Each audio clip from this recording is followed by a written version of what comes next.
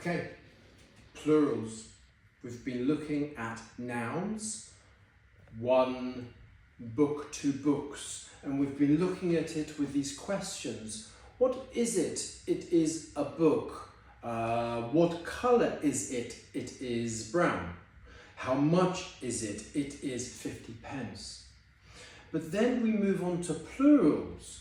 What are they? They are books. What colour are they? They are red. How much are they? They are £2. And then we need to start thinking about plural spelling. So here are the 5 different rules for plural spelling. The first one is most nouns, a lot of nouns, just end with S. One book, two books. We just add S. Here, look, a book, two books. A cup, two cups, one letter. That's it. Very simple. But some nouns end with these sounds.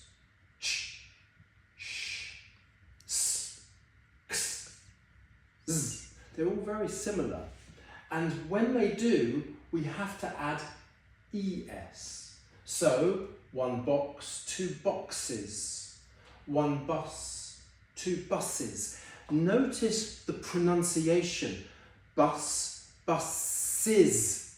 We have to add a sound. This is very important. We can't say one bus, two buses, two bus. We have to say two buses. Okay? That's the pronunciation bit. Rule number 3, if a noun ends with a vowel and a Y, and in Portuguese you say vogal. Vogal? Yeah. I'm learning. Vogal. Vogal. If it ends with a vowel and a Y, that's A-E-I-O-U and a Y, it's just the same as rule number 1. We just add S. Very simple. One boy, two boys. We just add the S. 1 day, 2 days. Apologies for my bad writing.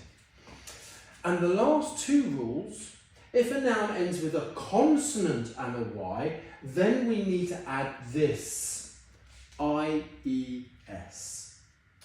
1 country, 2 countries. The pronunciation is easy, country, countries, but the spelling is a little bit more challenging because we have to remove the Y and add I-E-S instead. And finally, the final rule, the most unusual one, if a noun ends with this sound, f, the F or the f sound, we have to remove the F and add V-E-S. Here is an example, 1 knife, 2 knives.